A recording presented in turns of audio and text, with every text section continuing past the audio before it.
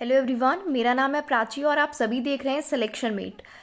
आज की वीडियो में हम डिस्कस करेंगे कि सीटेट का जो ऑफिशियल आंसर की है वो कब तक आ सकती है, रिजल्ट कब तक आएगा, क्वालिफाइंग मार्क्स कितने होते हैं, क्योंकि जो न्यू है जिन्होंने फर्स्ट टाइम सीटेट दिया है उनको ये बात पता होना ज़रूरी है या वो जानना भी चाहते हैं कि क्वालिफाइंग मार्क्स उनको कितने लेकर आने हैं। कैटेगरी वाइज बात करेंगे और जो नेक्स्ट सीटेट है वो क्या दिसंबर में होगा उसके बारे में भी थोड़ा सा डिस्कशन हम करेंगे।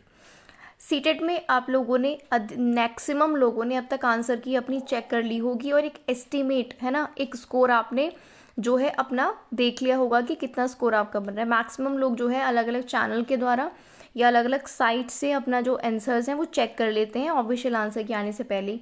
तो अपना अपना स्कोर जो है आपको इस वीडियो के एंड में, ठीक है, जब आप वीडियो देख लें कमेंट बॉक्स में ज़रूर लिखना है पेपर 1 में आपका कितना स्कोर है या पेपर 2 अगर आपने दिया है तो आपका कितना स्कोर बन रहा है वो ज़रूर लिखें अगर आपने आंसर की चेक कर ली है तो। इसके बाद अगर आप क्वालिफाई कर रहे हैं तो अब आपको क्या करना चाहिए और इसके बाद कौन सी शिक्षक भर्ती आपको देखने के लिए मिल सकती है, सारे पॉइंट्स पर आज जो है हम बात करने वाले हैं। तो चलिए अब आज का वीडियो स्टार्ट करते हैं। इससे पहले अगर आप पहली बार हमारे चैनल पर विजिट कर रहे हो तो सब्सक्राइब करके बेल आइकन को प्रेस कर लो।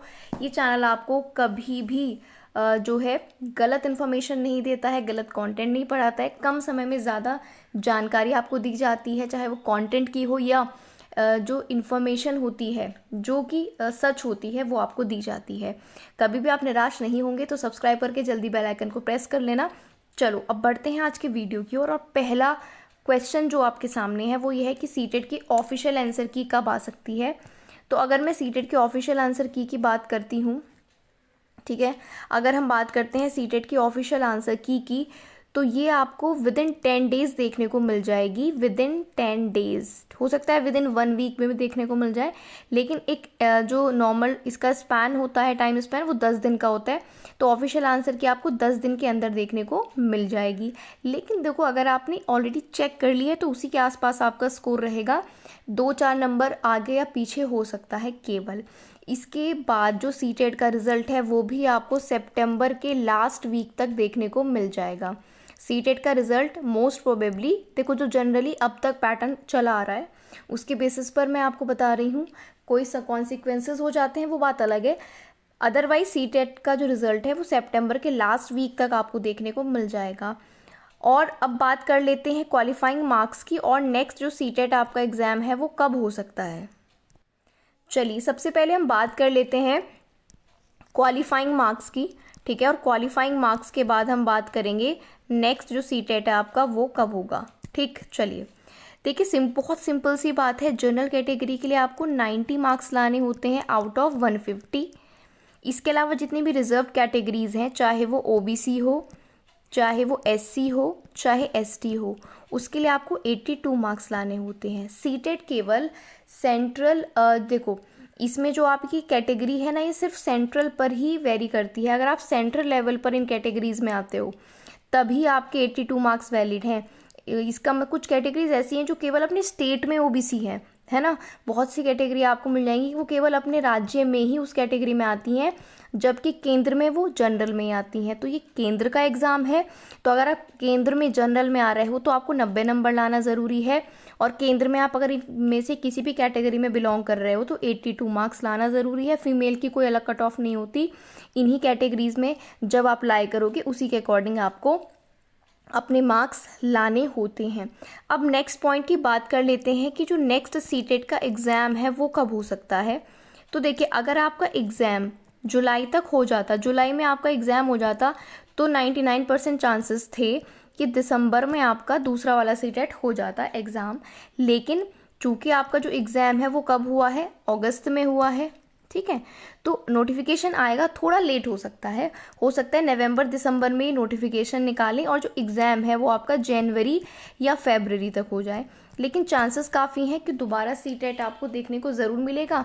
जैसे ही जुलाई से अगस्त में हुआ है वैसे ही वो नवंबर दिसंबर से आपका जनवरी या फरवरी तक जा सकता है। तो जिनका भी अच्छा सीटेट नहीं हुआ और जो पहले, देखो बहुत लोग क्या है कि अपने मार्क्स इंप्रूव करने के लिए ये एलिजिबिलिटी टेस्ट देते हैं, ऑलरेडी उनका क्वालिफाई होता है।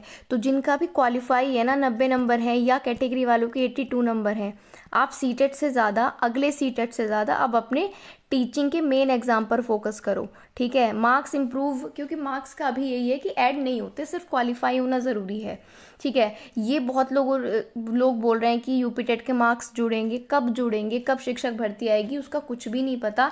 मेन फोकस आपका होना चाहिए, अगर आपका क्लियर है सीटेट या कोई सा भी स्टेट टेट, तो मेन फोकस आपका टीचिंग एग्जाम की तैयारी का होना चाहिए, ठीक। तो ये बात हो गई कि नेक्स्ट सीटेट कब हो सकता है, और हमने बात कर ली है कैटेगरीज की भी। अब 2 क्वेश्चंस आते हैं कि सीटेट के बाद कौन सी वैकेंसी देखने को मिल सकती है। मान लीजिए सितंबर में इसका रिजल्ट आ जाता है, तो इसके बेसिस पर आप कौन कौन से फॉर्म फिल कर सकते हो। लगभग 1.5 लाख वैकेंसीज अभी बिहार में आई हैं, और बिहार सरकार ने दोबारा अनाउंसमेंट किया है, मैं आपको वो दिखा देती हूँ।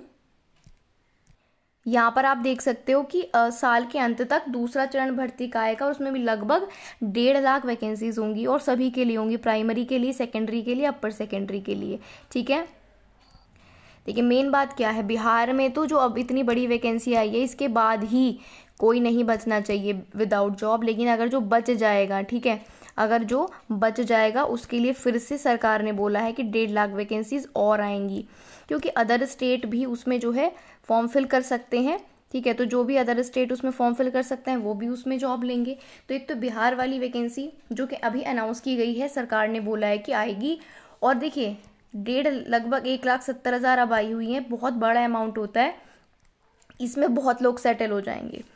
उसके बाद जो मेन बहुत लोग जिसका कर रहे हैं बेसब्री से इंतज़ार, वो है DSSB। तो ये भी कुछ वैकेंसीज आ चुकी हैं जो मोस्टली नॉन टीचिंग की हैं। DSSB में आपको PRT, TGT और PGT तीनों की वैकेंसी देखने को मिलेंगी, इसकी तैयारी में जुट जाइए। अगर आप प्राइमरी वाले हो, BTC वाले हो, तो PRT में बहुत अच्छी तरह से तैयारी करना शुरू कर दो, और अगर आप TGT PGT वाले हो, फिलहाल आप PRT में नहीं जा सकते कोर्ट के ऑर्डर के अनुसार, तो जो भी आपका सब्जेक्ट है आप उस पर अपनी पकड़ बनाना शुरू कर दो, नोटिफिकेशन का वेट मत करो। तो यही बात है इस सवाल का उत्तर कि सीटेट के बाद अब क्या करें। तो जिनके भी क्वालिफाइंग मार्क्स आ रहे हैं, या जो पहले से ही क्वालिफाई हैं, चाहे इस बार उनका अच्छा हुआ या नहीं हुआ, अब आपको मेन एग्ज़ाम पर फोकस करना है। देखो वैकेंसी बहुत ज़्यादा नहीं आती है, अगर मैं बात करूं DSSB के PRT में भी ज़्यादा वैकेंसी नहीं आएंगी, क्योंकि एस्पिरेंट बहुत ज़्यादा होंगे, और TGT PGT में तो सब्जेक्ट वाइज बढ़कर 200 150 की सच्चाई है, इतनी वैकेंसीज आती हैं। तो आप क्लियर तभी कर पाओगे तब आप अभी से तैयारी करोगे, अभी भी इट्स नॉट टू लेट। मैं बार बार यही बोलती हूँ, मेरे चैनल पर एक वीडियो भी है, आप वीडियोस में जाकर देख लेना, जहाँ पर मैंने बताया है कि BTC या DLED वालों के लिए कौन कौन सी जॉब की अपॉर्चुनिटीज़ हैं, और BEd वालों के लिए कौन कौन सी जॉब की अपॉर्चुनिटीज़ हैं, ठीक है। कम है ज़्यादा है, मैं इसकी बात नहीं कर रही हूँ, वो सब जानते हैं, ठीक है। ये कोई बहस का मुद्दा बिल्कुल भी नहीं है। तो BTC के लिए क्या क्या अवेलेबल है, BEd के लिए क्या, वो वीडियो आप ज़रूर देख लेना, बहुत अच्छा गाइडेंस आपको मिलेगा। तो BEd वाले तो अपने सब्जेक्ट पर फोकस करो, ठीक है, और जिसका PG है उसको भी सब्जेक्ट ही पढ़ना है, पोस्ट ग्रेजुएशन है उसको भी सब्जेक्ट ही पढ़ना है, चाहे उसने BTC किया है या BEd किया है, पर पोस्ट ग्रेजुएशन उसका है तो वो भी अपने सब्जेक्ट पर ही फोकस करेगा। और जो BTC DLED वाले हैं वो जनरल सब्जेक्ट पर और CDP पर फोकस करेंगे। तो कहने का मतलब ये है कि बहुत बड़े अमाउंट में तो आपको बिहार में वैकेंसी देखने को मिली है, और अगर यूपी में नोटिफिकेशन सुपर टेट का आ जाता तो वहाँ देखने को मिलती। इसके अलावा मुझे नहीं लगता बड़े अमाउंट में कहीं आपको देखने को वैकेंसी मिलेंगी। PRT DSSB में भी 3,000 मैक्स टू मैक्स आ सकती हैं, और बच्चे आप जानते हैं सभी एस्पिरेंट बहुत ज़्यादा हैं। तो कुल मिलाकर मैं आपको यही हर वीडियो में बोलती हूँ, अगर आपने पहले भी मेरी वीडियो देखी है तो मेरा आपसे सिर्फ यही कहना है कि देखो आप BTC वाले हो तो अपने जो जनरल सब्जेक्ट हैं और CDP है उस पर फोकस करो, और आप BEd वाले हो तो चाहे मैथ्स हो, चाहे इंग्लिश हो, चाहे हिंदी, अपने सब्जेक्ट पे फोकस करो अगर आपको सच में जॉब चाहिए तो।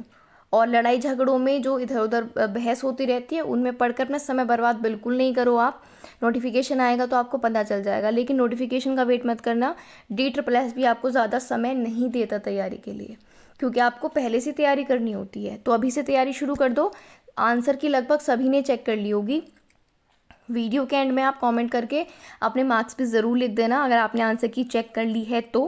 बाकी जब ऑफिशियल आएगी हम आपको इन्फॉर्म कर देंगे, रिजल्ट आएगा तब भी आपको इन्फॉर्म कर दिया जाएगा। नेक्स्ट ईयर हो सकता है KVS NVS की भी वैकेंसीज आपको देखने को मिले, उसमें भी सीटेट आपको चाहिए होता है इस वैकेंसी के लिए भी। बाकी यूपी में जो टीजीटी पीजीटी की वैकेंसीज निकलती हैं या फिर एलटी ग्रेड की निकलती है, उसमें आपको टेट नहीं चाहिए होता, वो बीएड क्वालिफाइंग उसमें मांगते हैं, बीएड होना चाहिए। इसमें टेट की ज़रूरत आपको नहीं होती। तो कुल मिला के सिर्फ एक सार है हर एक बात का। वो क्या है? हर बात का सिर्फ एक सार है कि भैया बिना पढ़े आपको कुछ नहीं मिलने वाला। अगर आपने सीटेट क्वालिफाई कर लिया है तो अब जुट जाओ अपने मेन एग्ज़ाम पर, अगर आपको जॉब चाहिए, क्योंकि वैकेंसी बहुत कम आती हैं, एस्पिरेंट बहुत ज़्यादा होते हैं, लेकिन जो सीरियस एस्पिरेंट हैं वो बहुत ज़्यादा नहीं होते। तो उनमें आपको आना है और जॉब लेनी है। बाकी ये मुझे आपको बताना था। आई थिंक मैंने आपके सारे क्वेश्चंस के आंसर आपको कर दिए हैं।